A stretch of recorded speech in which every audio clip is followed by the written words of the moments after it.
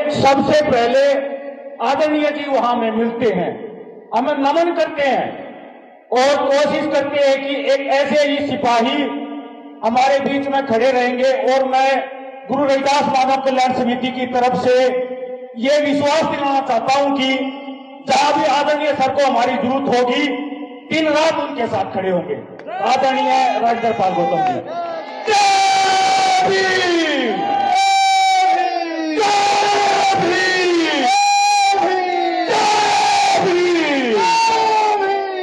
आदरणीय राजेंद्र पाल गौतम जी।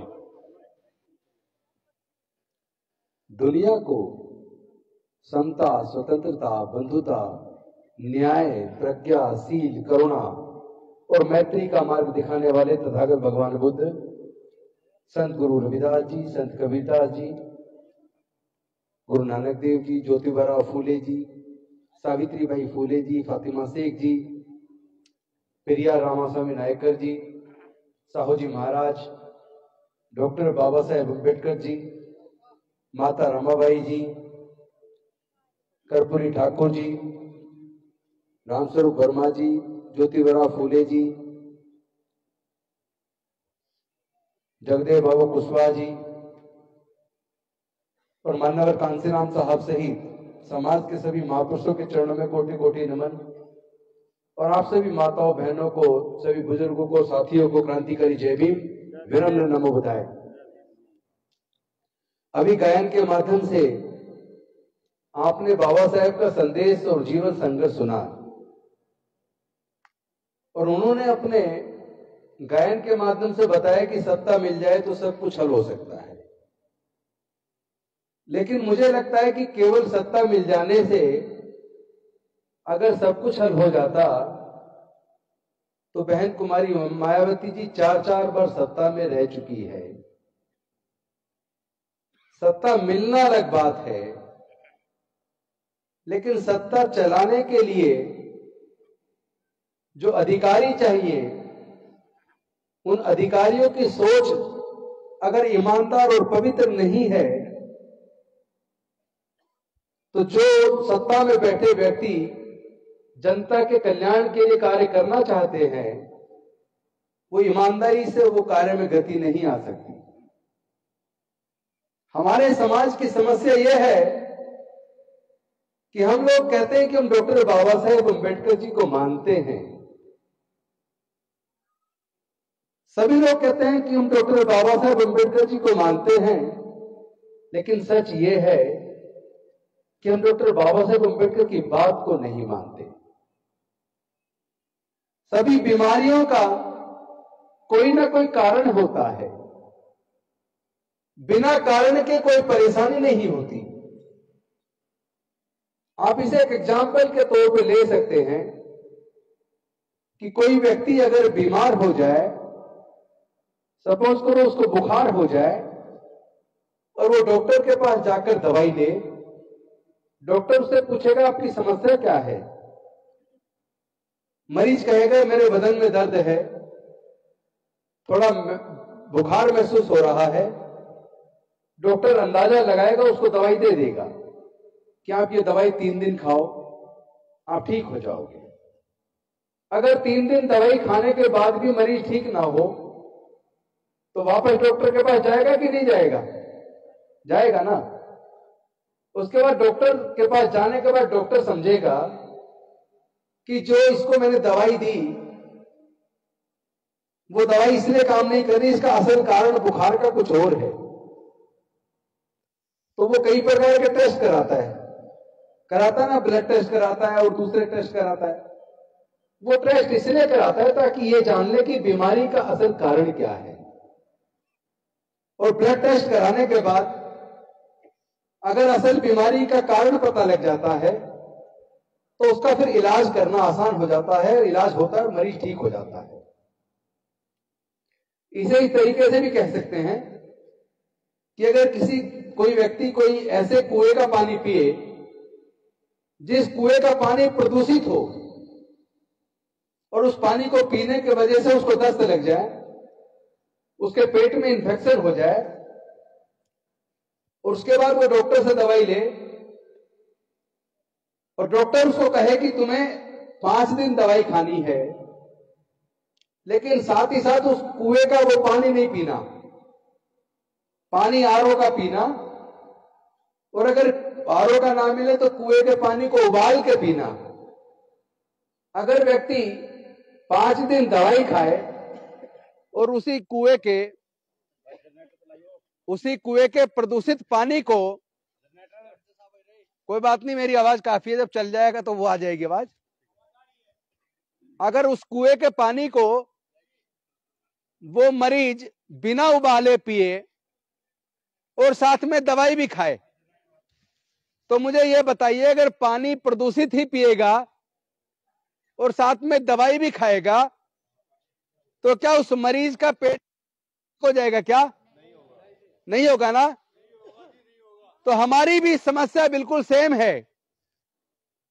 डॉक्टर बाबा साहेब अंबेडकर हमको मार्ग तो बता गए कि आपकी परेशानी का कारण यह है और इसका मार्ग यह है। अगर आपको परेशानी से मुक्ति चाहिए तो आपको इस मार्ग पे चलना पड़ेगा। तो हमारे समाज के लोगों ने बाबा साहेब को सुन लिया और वो परेशानी से मुक्ति तो चाहते हैं, लेकिन उस मार्ग पे चलना नहीं चाहते जो डॉक्टर बाबा साहेब अंबेडकर बता कर गए। अब सवाल पैदा यह होता है कि हमारे परेशानी के असली कारण क्या हैं? कौन सा कारण है कि हमारे लोग जमीनों के मालिक नहीं बन पाए? हमारे लोग खेत की जमीन के मालिक नहीं हैं।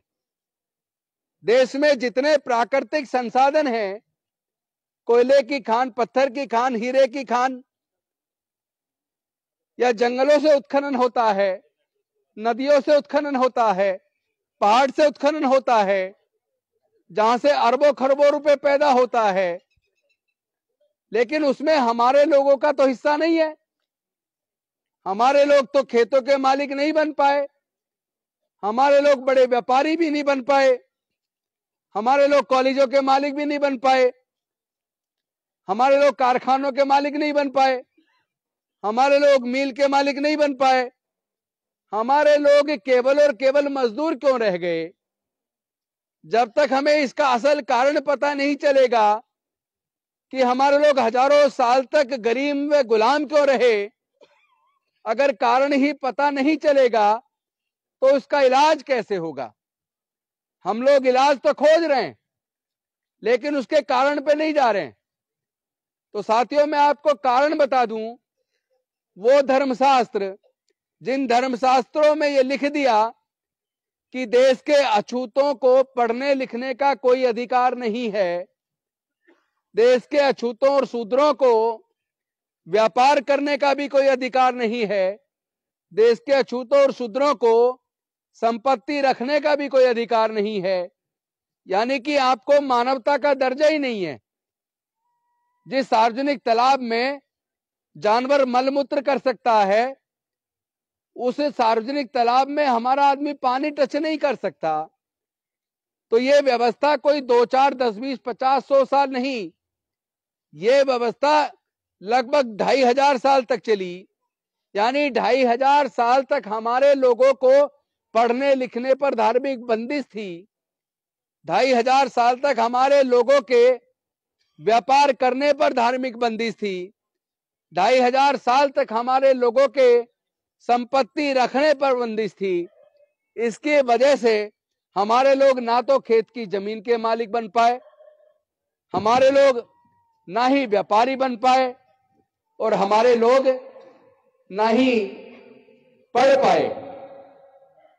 पढ़ते तो ज्ञान मिल जाता, पढ़ते तो अच्छे बुरे में अंतर करना आ जाता, पढ़ते तो अपने अधिकारों की जानकारी हो जाती, लेकिन जब पढ़ाई पे बंदिश लगातार 2500 साल चली, तो 2500 साल तक ज्ञान पे एक वर्ग विशेष का कब्जा रहा। 2500 साल तक व्यापार और संपत्ति पर एक वर्ग विशेष का कब्जा रहा। इस वजह से हमारे लोग गरीब हो गए, गुलाम हो गए। इसके ऊपर ज्योतिबा फूले जी ने कहा है, ज्ञान बिना मति गई, मति दिमाग। ज्ञान बिना मति गई, मति बिना नीति गई, नीति बिना गति गई, गति बिना धन गया, और धन के अभाव में हम गरीब हो गए और गुलाम हो गए। और ये जो नुकसान हमारा हुआ, ये अविद्या की वजह से हुआ, अज्ञानता की वजह से हुआ, पढ़ने लिखने पर बंदिश की वजह से हुआ। तो इस वजह से हमारे लोग हजारों साल तक गुलाम रहे। लेकिन भला हो डॉक्टर बाबा साहेब अम्बेडकर जी का, उन्होंने हमारे पढ़ने लिखने के रास्ते खोल दिए, उन्होंने हमारे व्यापार करने के रास्ते खोल दिए, उन्होंने हमारे शिक्षण संस्थानों में रिजर्वेशन देकर कॉलेजेस में पढ़ने का रास्ता बना दिया, उन्होंने सरकारी नौकरियों में रिजर्वेशन देकर हमारे सरकारी नौकरियों में आने का रास्ता बना दिया, उन्होंने पॉलिटिकल रिजर्वेशन देकर हमें ग्राम प्रधान, निगम पार्षद, सभासद, जिला परिषद सदस्य, चेयरमैन, एमएलए, एमपी और मंत्री बनने का रास्ता बना दिया। उन्होंने सरकारी नौकरियों में रिजर्वेशन देकर हमारा जज, engineer, collector, doctor, scientist, professor बनने का रास्ता बना दिया। यानी एक अकेला व्यक्ति अगर हमारी हजारों साल की गुलामी तोड़ सकता है, तो क्या हम सारे मिलकर अपने लोगों के हक अधिकार की लड़ाई नहीं लड़ सकते? लड़ तो सकते हैं, लेकिन सच ये है, हम सभी कहते हैं हम डॉक्टर बाबा साहेब अम्बेडकर को मानते हैं, लेकिन सच्चाई ये है कि हम डॉक्टर बाबा साहेब अम्बेडकर की बात को नहीं मानते। डॉक्टर बाबा साहेब अम्बेडकर हमारे मुक्ति का मार्ग देकर गए कि गुलामी से मुक्त कैसे होना है। आपको अंधविश्वास और पाखंडवाद छोड़ना पड़ेगा, आपको शराब नहीं पीनी। हमारे लोग तो शराब में ही बर्बाद हो जाते हैं। ज्यादा ऐब करने की जरूरत नहीं है, ज्यादा ऐब पालने की जरूरत नहीं है, केवल शराब से ही हमारे लोग बर्बाद हो जाते हैं। तो हमें बुराइयों से दूर होना है, हमें पढ़ाई लिखाई के माध्यम से अपने आप को ताकतवर बनाना है। अकेले डॉक्टर बाबा साहेब अम्बेडकर पढ़ने की वजह से, पढ़ाई को हथियार बनाकर हमारे हजारों साल की गुलामी तोड़ गए। लेकिन क्या आज हमारे बच्चे उतनी मात्रा में पढ़ रहे हैं जितना पढ़ना चाहिए?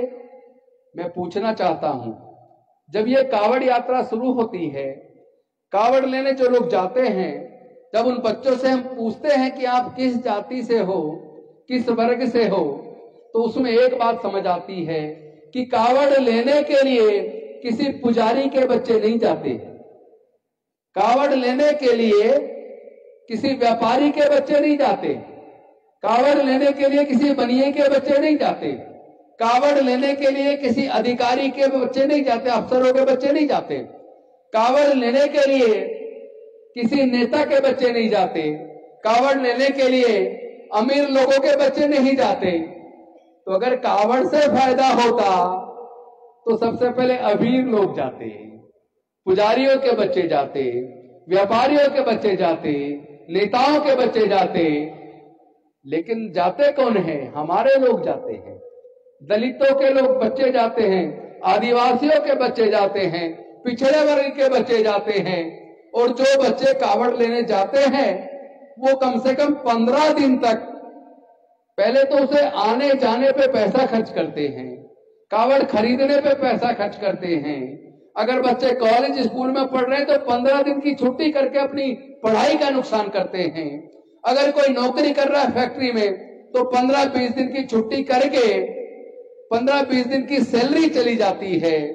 तो जिस कार्य में तुम्हारा नुकसान है, कोई फायदा नहीं है, तो उस कार्य को क्यों करते हो?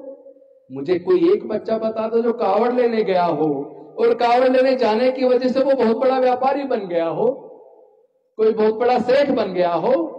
तो जिस मार्ग पर चलने से आपको नुकसान है उस मार्ग पर क्यों चलते हो? जिस मार्ग में खड्डे और खाई हो उस मार्ग पर क्यों चलते हो? जब बराबर में एक साफ सुथरा अच्छा रास्ता है तो जिस रास्ते पर कांटे और खाई है आपको वो चुनना चाहिए या जो रास्ता एकदम साफ सुथरा है वो चुनना चाहिए? साफ सुथरा चुनना चाहिए ना।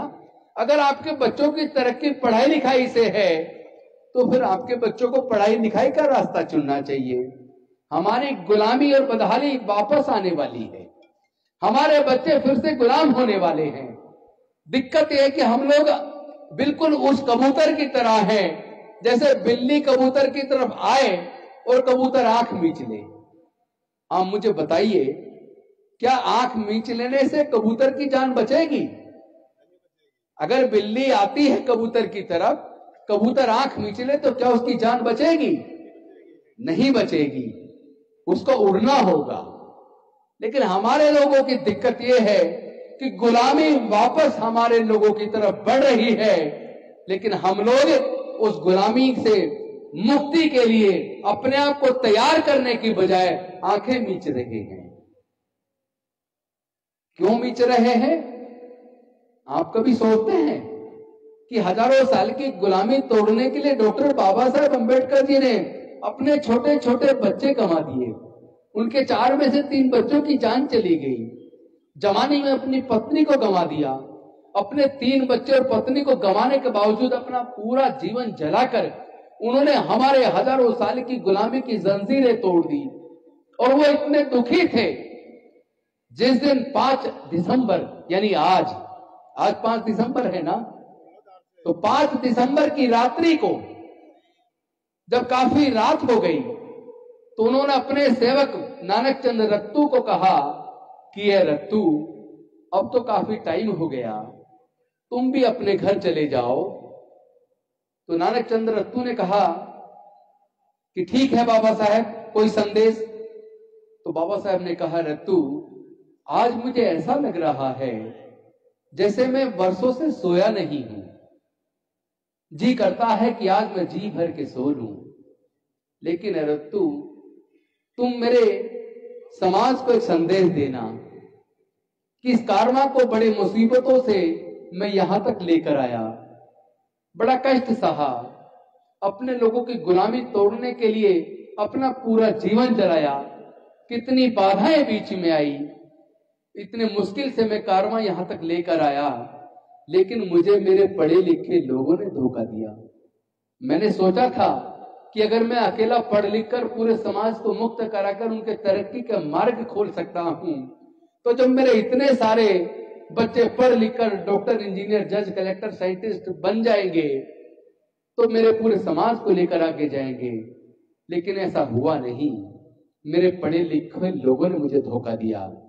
तुम मेरे लोगों को कहना कि ये कारवां जो मैं बड़ी मुसीबतों से लेकर आया, इसको अगर आगे ना ले जा पाए तो कम से कम रोक के रखे, पीछे ना जाने दें।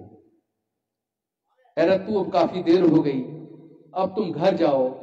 तो नानक चंद रत्तू ने उनके पैरों को खाट के ऊपर किया और उनके सर के नीचे तकिया रखा और उनको लेटा दिया।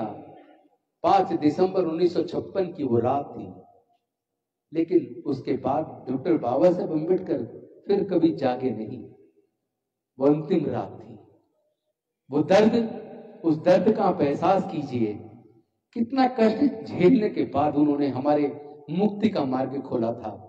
वो चाहते हैं कि हम लोग अंधविश्वास और पाखंडवाद को छोड़ दें, क्योंकि इस अंधविश्वास और पाखंडवाद की वजह से ही हम गुलाम रहे हैं।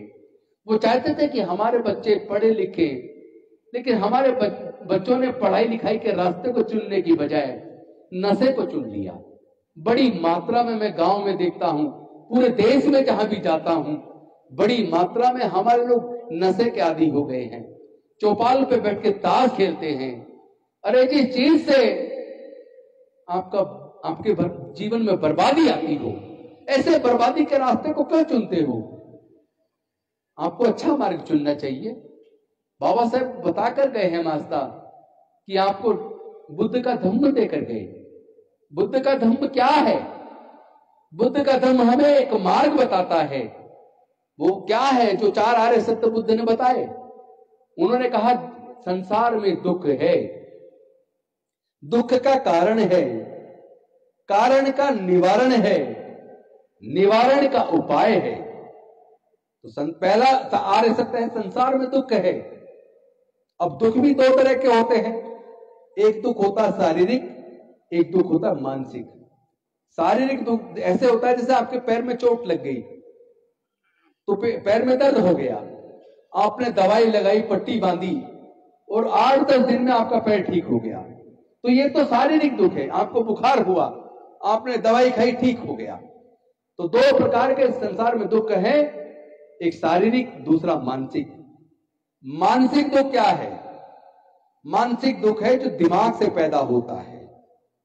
जो लोग आत्मा परमात्मा में भरोसा रखते हैं, जो लोग भूत प्रेत में भरोसा रखते हैं, आपने भूत प्रेत आत्मा परमात्मा की वजह से उन्हीं को दुखी होते हुए देखा होगा। लेकिन जो भूत प्रेत में विश्वास नहीं करते, आपने कभी उन्हें भूत प्रेत की वजह से परेशान होते नहीं देखा होगा, क्योंकि ये दिमाग से पैदा होता है। कोई भूत प्रेत आत्मा परमात्मा कुछ नहीं है, सब इंसान ने पैदा किया है। इंसान इतना तेज दिमाग है, अगर अच्छाई में दिमाग लगा दे तो लोगों का कल्याण कर दे, लेकिन अगर बुराई में दिमाग लगा दे तो लोगों को बर्बाद कर दे। तो आजकल उसमें बर्बाद करने वाले लोग दिमाग ज्यादा लगा रहे हैं। हमारे लोगों को चाहिए वो अच्छा काम करने के लिए दिमाग लगाएं, तो अपना आप मुक्त हो जाओगे। आप ऐसी चीजों में भरोसा मत करो जो चीजें आपको नुकसान पहुंचाती हो। एक बात बताइए, अगर कहीं मंदिर में जाने से हमारे लोगों की हत्या होती हो, अगर मूर्ति छू लेने से हमारे युवाओं की हत्या हो गई हो, तो आप ऐसी जगह क्यों जाते हो जहां आपका अपमान हो, जहां आपके बहन बेटी की इज्जत लूटी जाए, जहां आपका कत्ल कर दिया जाए? जहां अपमान हो वहां जाना बंद कर दो। संत गुरु रविदास हैं हमारे पास, तथागत बुद्ध हैं हमारे पास, डॉक्टर बाबा साहेब अम्बेडकर हैं हमारे पास, इतने सारे विद्वान लोग हैं हमारे पास। हम केवल उनको ही मान लें? ज्यादा ही पूजा करनी है तो तथागत बुद्ध की कर लो, संत गुरु रविदास जी की कर लो, डॉक्टर बाबा साहेब अम्बेडकर की कर लो। और पूजा भी कैसी? अंधभक्ति नहीं। ये नहीं है आपने मोमबत्ती धूपबत्ती लगाई और आप उनसे मांगने लगे कि मेरे बच्चे को पास कर दो। बच्चा तो पास तब होगा जब पढ़ेगा। वो धूपबत्ती अगरबत्ती लगाने से बच्चा पास नहीं होगा, ठीक है ना? तो आज सबसे दुख की बात यह है कि जिन कारणों से हम लगभग 2500 साल गुलाम रहे, वो कारण दोबारा जिंदा हो गए हैं।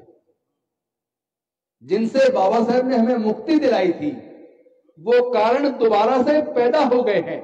वो कारण क्या है? 2500 साल हम इसलिए गुलाम रहे क्योंकि हमारे पढ़ने लिखने पर बंदिश थी।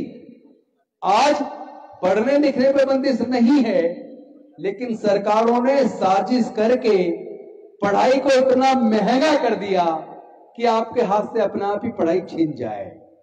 जब आप पे पैसा नहीं होगा तो आपके बच्चे पढ़ेंगे कहां से? सरकारी स्कूलों को जानबूझ के कमजोर कर दिया, सरकारी स्कूलों में पढ़ने का माहौल नहीं छोड़ा। पिछले 15 सालों में 2.25 लाख सरकारी स्कूल बंद कर दिए, प्राइवेट स्कूल खुलते जा रहे हैं, सरकारी स्कूल बंद हो रहे हैं। और प्राइवेट स्कूल में एक बच्चे की पढ़ाने का फीस का खर्चा, किताबों का खर्चा, वर्दी का खर्चा, ट्यूशन का खर्चा, ट्रांसपोर्ट का खर्चा, अगर सारे खर्चे जोड़ लिए जाएं तो प्राइवेट स्कूल में एक बच्चे को पढ़ाने पे कम से कम 8 से 10 हजार रुपये खर्च होता है। और 2 बच्चे परिवार में 2 को पढ़ाने के लिए कम से कम 15 से 20 हजार रुपया चाहिए। और कॉलेज के अंदर अगर बच्चा चला गया, किसी तरह मेहनत मशक्कत करके इंजीनियरिंग में सेलेक्ट हो गया, मेडिकल में हो गया, लॉ में हो गया, तो इंजीनियरिंग की एक डिग्री कराने के लिए एक माँ बाप को कम से कम 15 लाख रुपया चाहिए।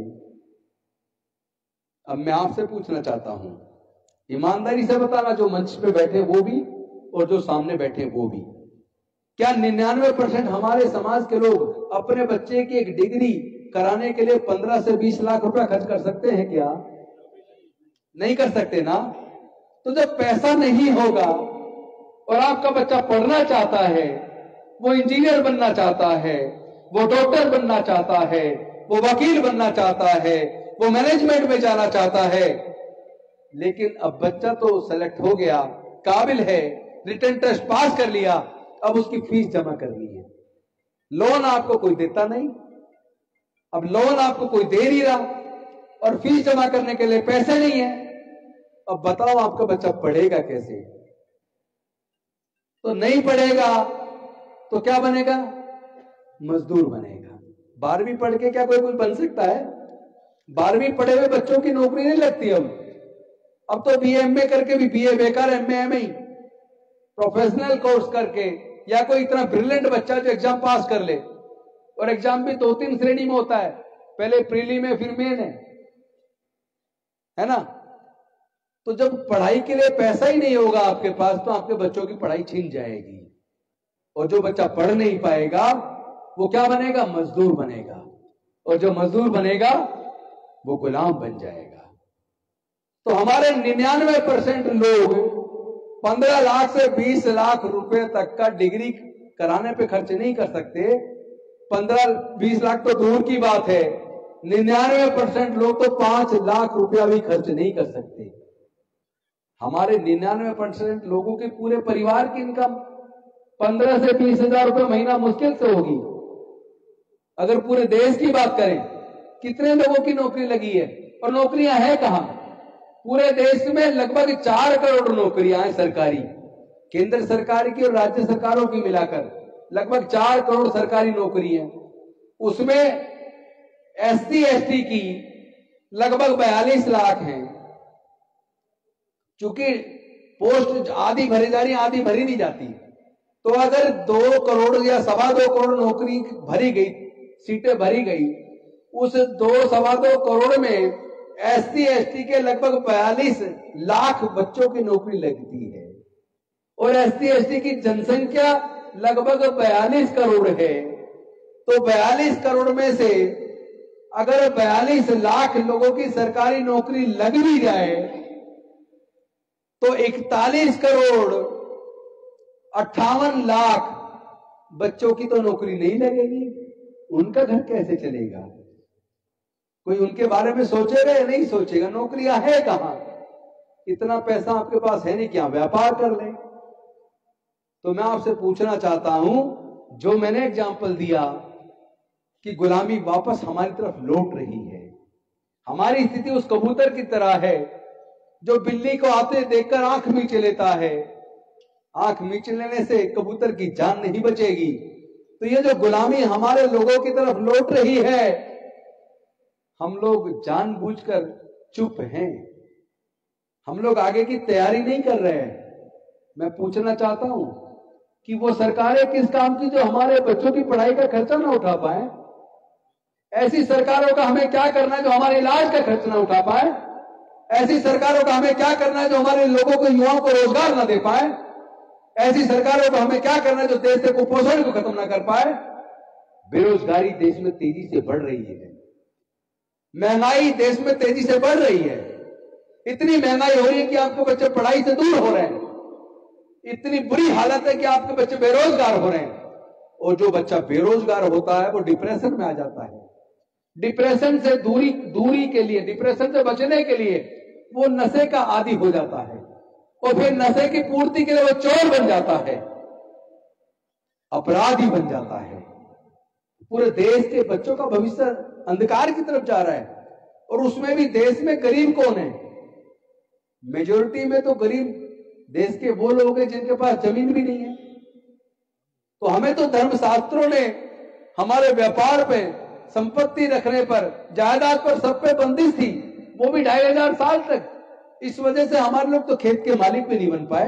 मैं आप सबसे पूछना चाहता हूं, हमारी माताएं बहनें बैठी हैं, हमारे बुजुर्ग बैठे, हमारे भाई बैठे हैं, मैं आपसे पूछना चाहता हूं, जब बच्चा पैदा होता है मां के पेट से, क्या जमीन साथ में लेके पैदा होता है क्या? बताइए। जब मां के पेट से बच्चा पैदा होता है तो क्या जमीन साथ में लेके पैदा होता है क्या?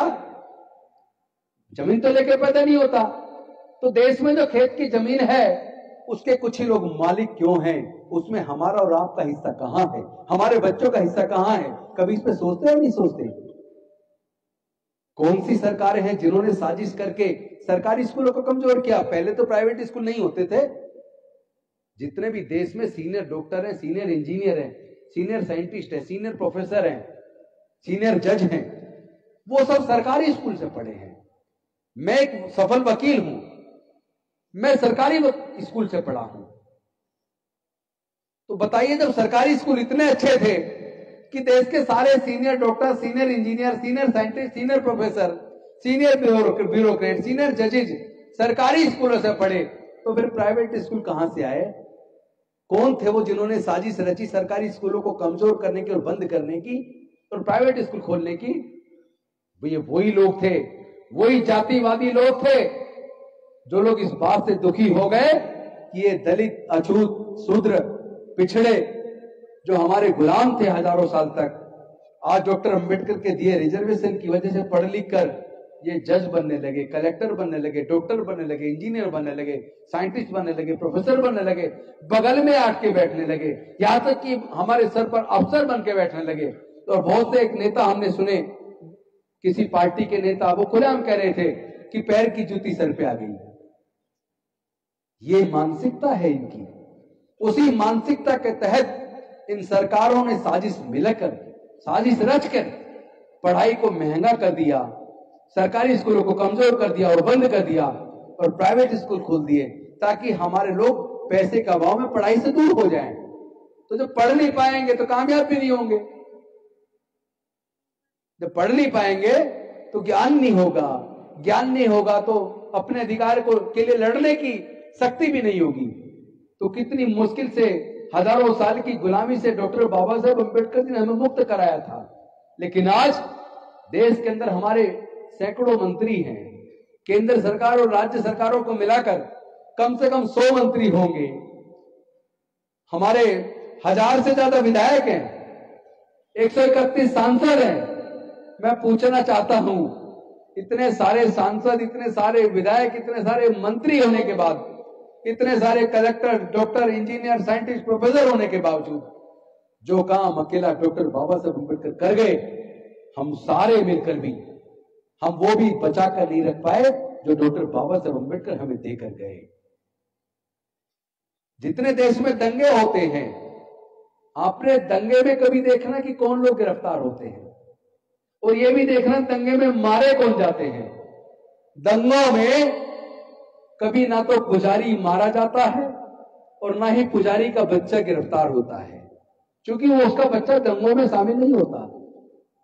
ये जो स्वर्ण जातियां हैं, ब्राह्मण, बनिया, ठाकुर, इनके बच्चे दंगों में शामिल नहीं होते, इनके बच्चे दंगों में मारे भी नहीं जाते।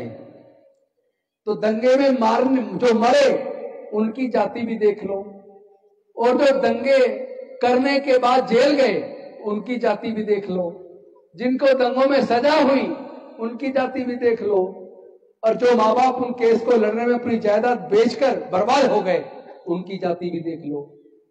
तो आपको समझ आएगा, मरना वाला भी हमारा दलित, पिछड़ा, आदिवासी और अल्पसंख्यक समाज का आदमी, गरीब आदमी है, और मारने वाला भी वही है, जेल जाने वाला भी वही है, बर्बाद होने वाला भी वही है। लेकिन उस दंगे को कराने वाला वो है जिनके बच्चे कभी दंगे में शामिल नहीं होते।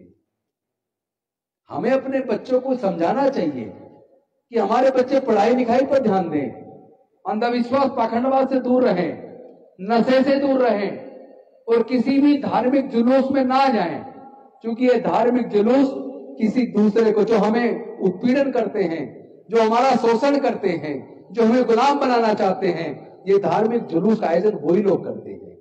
लेकिन उनके बच्चे उसमें नहीं जाते, उनके बच्चे विदेश में पढ़ रहे हैं, उनके बच्चे बड़ी बड़ी डिग्रियां ले रहे हैं, और हमारे बच्चों को, धर्म को बचाने का ठेका हमारे बच्चों के हाथ में दे दिया है। धार्मिक जुलूसों में तलवारें जो लहराते हैं उसमें आपको अपने बच्चे मिलेंगे, दंगों में जो मरते हैं या मारते हैं उसमें हमारे लोग मिलेंगे, क्योंकि हमारे लोगों के दिमाग पर कंट्रोल कोई और कर रहा है। क्योंकि हमारे जो समझदार लोग हैं, हमारे जो पढ़े लिखे लोग हैं, वो लोग समाज के प्रति ईमानदारी से अपनी जिम्मेदारी नहीं निभा रहे।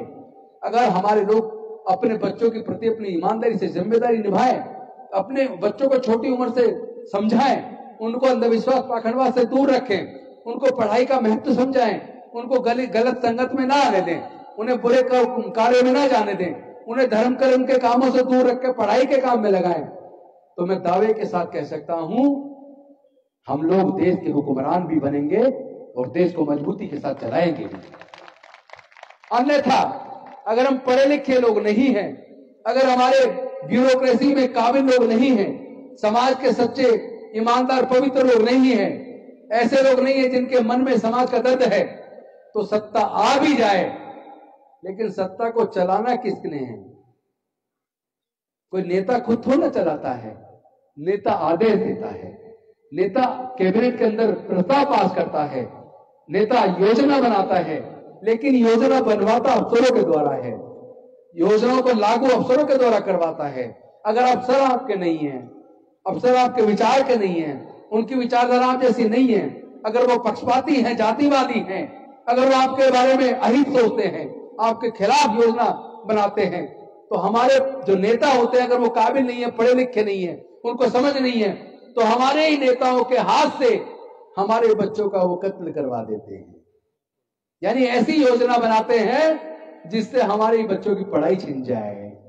क्योंकि जब ये पढ़ाई महंगी की जा रही थी तब भी देश के अंदर हमारे सांसद और मंत्री थे, तब भी हमारे विधायक थे। जब स्कूल बंद किए जा रहे थे, प्राइवेट स्कूल खुल रहे थे, तो क्या हमारे सांसद विधायक नहीं थे? वो चुप क्यों रहे? वो लड़े क्यों नहीं? उनको लड़ना चाहिए था, उनको विरोध करना चाहिए था। और जब हमारे कत्लेआम होता है हमारे बच्चों का, इंद्र मेघवाल को घड़ा छूने पर हत्या कर दी, जितेंद्र मेघवाल की मूंछ रखने पर हत्या कर दी, हमारी कितनी बहन बेटियों की इज्जत लूट के हत्या कर दी, घड़े हमारी बारात घोड़े पे निकालने पे हमला कर दिया, एक चश्मा अच्छा खरीद के लगाने पे हत्या कर दी, एक घोड़ा खरीदने पे हत्या कर दी, प्रतापगढ़ के अंदर मंदिर में मूर्ति छूने पे हत्या कर दी। तो क्या हम मरने के लिए पैदा हुए हैं? नहीं, हम डॉक्टर बाबा साहेब अम्बेडकर के बच्चे हैं, हम मानवर कांसीराम साहब के बच्चे हैं, हमारे अंदर तथागत बुद्ध का खून है, हमारे अंदर सम्राट अशोक का खून है, हम संत रविदास की संतान है, हम मरने वाले लोग नहीं हैं। आप हमें उकसाइए मत। हम अगर ईमानदारी से अपने मिशन में चल पड़े, क्योंकि एक बात ध्यान रखना, ये लड़ाई लाठी गोली की नहीं है। बहुत से लोग कहते हैं गोली का जवाब गोली से देंगे, लाठी का लाठी से देंगे। हम लोग इस बात को समझ लें कि ये लड़ाई विचारधारा की है, इस लड़ाई को विचारधारा से लड़ना है। अगर आप उनके बताए मार्ग को छोड़ दें, आप अंधविश्वास पखंडवाद को छोड़ दें, आप नशे को छोड़ दें, आप धर्म कर्म के काम को छोड़ दें, आप अपने बच्चों को पढ़ाई के रास्ते पे लगा दो, आप पूरे समाज में अपने अंदर फैले जातिवाद को खत्म कर दो, क्योंकि ये ब्राह्मणवाद हमारे बीच में भी तो है। क्या हम जातियों में बटे नहीं है? क्या हम आपस में ऊंची नीच नहीं करते? क्या हम आपस में रोटी बेटी का रिश्ता करते हैं? हम बटे हुए लोग हैं, वो इकट्ठे हैं। कि कोई किसी ब्राह्मण से पूछे तेरा वर्ण क्या है, क्योंकि हिंदू धर्म 4 वर्ण में बटा है, ब्राह्मण क्षत्रिय वैश्य शूद्र। तो कोई किसी ब्राह्मण से पूछे तेरा वर्ण क्या है, वो कहेगा मेरा वर्ण ब्राह्मण है और मेरी जाति भी ब्राह्मण है। इसी तरह कोई क्षत्रिय से पूछे तो वो कहेगा मेरा वर्ण क्षत्रिय है, मेरी जाति भी क्षत्रिय है। कोई किसी वैश्य से पूछे तो वो कहेगा कि मेरा वर्ण वैश्य है, मेरी जाति भी वैश्य है। लेकिन क्या किसी को आपने सुना है जो ये कहे मेरा वर्ण शूद्र है? कभी कोई जाट कहेगा मैं शूद्र हूं, कोई गोजर कहेगा मैं शूद्र हूं, कोई यादव कहेगा मैं शूद्र हूं, कोई तेली कहेगा मैं शूद्र हूं, कोई बढ़ई कहेगा मैं शूद्र हूं, कोई कुम्हार कहेगा मैं शूद्र हूं, कोई लोहार कहेगा मैं शूद्र हूं, कोई सुनार कहेगा मैं शूद्र हूं? एक भी नहीं कहेगा। सब अपने अपनी हजारों जाति गिना देंगे। ऐसी अछूतों में ये चमार है, ये खटीक है, ये कोली है, ये कंजर है। अरे क्या है भाई? एक बात बताओ, अगर आप में से कोई गंभीर रूप से बीमार हो जाए और डॉक्टर कहे बड़ा ऑपरेशन करना पड़ेगा, 20 बोतल खून का इंतजाम करना पड़ेगा, तो आप जब खून मांगते हो, कोई किसी भी जाति धर्म का हो, जिसका ऑपरेशन होना है, डॉक्टर कहे 20 बोतल खून का इंतजाम करो, मुझे पूरे दुनिया से एक उदाहरण ला के दिखा दो जिसकी जान बचनी है, जिसको खून की जरूरत है जान बचवाने के लिए, वो खून लेते वक्त कहे कि मेरे ऑपरेशन के बाद जो मुझे खून चढ़ाया जाए वो केवल ब्राह्मण का होना चाहिए, या केवल ईसाई का होना चाहिए, या केवल मुसलमान का होना चाहिए, या केवल सिख का होना चाहिए, या केवल दलित का होना चाहिए, या केवल ठाकुर का होना चाहिए। कोई कहता है ऐसे? कहता है क्या? सबको पता है इंसान को जानवर का खून नहीं चढ़ सकता, इंसान को केवल इंसान का खून चढ़ सकता है। इसका मतलब कुदरत ने तो हमें इंसान बनाया, लेकिन चालाक इंसानों ने हमें हजारों जातियों में बांट दिया। उन्हीं चालाक इंसानों ने ये सारे धर्म बना दिए। कुदरत ने तो हमें इंसान के रूप में पैदा किया, सब लोग मिलजुल कर रहें, सब लोग। एक और चीज जो डॉक्टर बाबा साहेब अम्बेडकर बुद्ध का धम्म क्यों देकर गए? तथागत बुद्ध का धम्म इसलिए देकर गए क्योंकि धम्म में और धर्म में एक अंतर है। एक अंतर समझ लीजिए, उसे कह के थोड़ी देर में मैं अपनी बात खत्म करूंगा। धम्म में और धर्म में अंतर है। जैसे हिंदू धर्म है, सिख धर्म है, ईसाई धर्म है, इस्लाम धर्म है, बौद्ध धर्म नहीं है, बौद्ध धम्म है। धम्म में और धर्म में एक बारीक अंतर है। धर्म चलता है धर्म शास्त्र से, जैसे इस्लाम चलता है कुरान से, ईसाई चलता है बाइबल से, सिख चलता है गुरु ग्रंथ साहिब से, हिंदू चलता है गीता से। लेकिन बुद्ध का जो धम्म है वो किसी किताब से नहीं चलता, किसी धार्मिक ग्रंथ से नहीं चलता, वो वैज्ञानिक दृष्टिकोण से चलता है। बुद्ध खुद कहकर गए कि किसी बात को इसलिए मत मान लो कि मैं कह रहा हूं, किसी बात को इसलिए भी मत मानो किसी बड़े व्यक्ति ने कही है, किसी विद्वान ने कही है, किसी बात को इसलिए भी मत मानो किसी धर्म ग्रंथ में लिखी है। किसी भी बात को मानने से पहले उसे पढ़ो, समझो, जांचो, परखो, परीक्षण करके देखो। अपने बुद्धि और विवेक से उसका परीक्षण करने के बाद अगर आपको लगे ये जो बात कही गई है सही है, तब उस बात को मानो। तो ये धम्म है। यानी आप अपना अच्छा बुरा सोच समझ के फैसला लो, किसी के कहने में मत आओ। ये बुद्धिज्म है। वो कहता है, बुद्ध से किसी ने पूछा कि क्या तथागत जो भी आपके शरण में आता है, जिसको आप मार्ग बताते हो, क्या उन सबका कल्याण हो जाता है? क्या उन सबको मोक्ष मिल जाता है? बुद्ध ने कहा कि मैं मोक्ष दाता नहीं हूं, मैं मार्ग दाता हूं। फिर अपनी बात को समझाने के लिए बुद्ध ने कहा, मैं एग्जाम्पल देके बताऊंगा। जैसे अगर आपसे कोई कहे कि भाई दिल्ली जाना है, दिल्ली का रास्ता क्या है?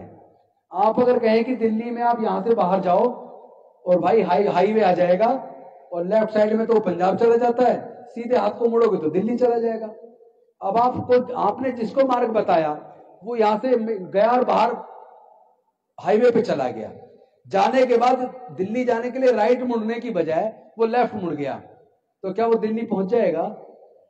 नहीं पहुंचेगा ना, तो पंजाब पहुंच जाएगा। तो बुद्ध ने कहा उस व्यक्ति से कि एक बात बताओ, क्या तुम्हें मगध का रास्ता पता है? उन्होंने कहा हाँ पता है।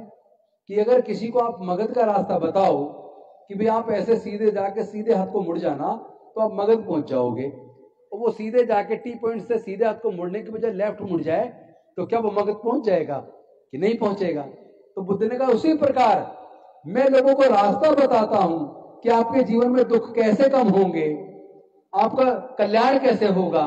तो मैं रास्ता बताता हूं, जो मेरे बताए रास्ते पे चल जाता है उसका कल्याण हो जाता है। तो उन्होंने बता दिया अष्टांगिक मार्ग, उन्होंने पंचशील दे दिया, आप शराब मत पियो, जुआ मत खेलो, झूठ मत बोलो, व्यभिचार मत करो, हिंसा मत करो, आपका कल्याण हो जाएगा। लेकिन आप अगर जुआ खेलेंगे, आप अगर हत्या करेंगे, आप अगर शराब पिएंगे, आप व्यभिचार करेंगे, तो फिर आपका कल्याण नहीं होगा, आपकी तो बर्बादी तय है। तो अंत में मैं एक बात कह के अपनी बात खत्म करूंगा कि साथियों, आप लोग ये कहना छोड़ दो कि मैं बाबा साहेब अम्बेडकर को मानता हूं। आप बाबा साहेब की मूर्ति के सामने केवल धूपबत्ती अगरबत्ती लगाना बंद कर दो, क्योंकि बाबा साहेब धूपबत्ती अगरबत्ती लगाने की बात नहीं करते थे। धूपबत्ती अगरबत्ती लगाने का फायदा तब है जब आप डॉक्टर बाबा साहेब अम्बेडकर के बताए रास्ते पर चलो, आप नशे से दूर रहो, पढ़ाई के ऊपर ज्यादा ध्यान दो, बुराई के रास्ते पे मत चलो, और आपस में रोटी बेटी का रिश्ता करो, आपस में भाईचारा पैदा करो, आपस में नफरत मत करो, समाज को बांटो मत, समाज को जोड़ो, एकजुट रहो। हम एकजुट होंगे तो ताकतवर बनेंगे। उसके बाद जैसा मैं कह रहा था कि हमारे को कोई नुकसान नहीं पहुंचा सकता, हमारा नुकसान तो हम खुद कर रहे हैं। हम लोग जो आपस में बटे हुए हैं इसलिए हमारा नुकसान हो रहा है। हम लोग वोट बैंक बन जाते हैं किसी का भी। किसी का वोट बैंक मत बनो, जो आपके लिए अच्छा काम करे आप उसके साथ खड़े हो जाओ। अगर हमारा ही नेता हमारे ही खिलाफ काम करे तो फिर हमारा काहे का? केवल जाति देखोगे क्या? आप ये देखो कि हमारे बच्चों के भविष्य के लिए अच्छी योजना कौन बना रहा है, उसके साथ जुड़ना चाहिए। और अपने नेताओं को इतना डर पैदा कर दो, क्योंकि हमारे नेता गुलामी करने में लगे हैं। उन्हें यही डर लगा रहता है कि अगली बार टिकट कट जाएगा। सब लोग जो भी हमारे नेता जीत के जाते हैं समाज की तरफ मुड़ के नहीं देखते। उनके घर पे जाओ तो घर पे मिलते नहीं, आदमी से ढंग से बात नहीं करते, अकड़ के बात करते हैं, या ये कहलवा देते हैं नहीं घर पे, टाइम नहीं है अभी बाद में आना। अरे भाई, जिस आदमी के टाइम घर पे आप हाथ जोड़ के वोट मांगने गए थे, अब जीत गए तो आप उसको आंख दिखा रहे हो। अरे जिसकी वोट से तुम जीत के आए हो वही तुम्हें हरा भी सकता है। इसलिए वोट में किसी का मत बनो, अपनी वोट को अपनी ताकत बना लो। अगर आप अपनी वोट को अपनी ताकत बना लोगे, आपको शोषण से मुक्ति का मार्ग मिल जाएगा, आपका कोई शोषण नहीं कर पाएगा। सरकारें वोट से बनती हैं। अगर हम अपनी वोट से सरकारें बना सकते हैं तो अपनी वोट के दम पे किसी की सरकारें गिरा भी सकते हैं। हम अगर सरकार को कहें कि हम केवल ऐसे सरकार चाहेंगे, ऐसे लोगों को वोट देंगे जो हमारे बच्चों की पढ़ाई का पूरा फ्री कर दे, चाहे वो डॉक्टर बनना चाहे, चाहे इंजीनियर बनना चाहे, चाहे वकील बनना चाहे, जो भी बनना चाहे, जितना भी पढ़ाई पे खर्च होगा, आप हमें नौकरी देना या मत देना, आप हमारे बच्चे की पढ़ाई का खर्चा उठा लो, सरकार उठाए, हमारे इलाज का खर्चा सरकार उठाए। मैं बता रहा हूं, वोट के लिए ये सारे तलवे चाटते हैं नेता, ये सारी योजना बन जाएगी, लेकिन इसके लिए आपको लड़ना पड़ेगा।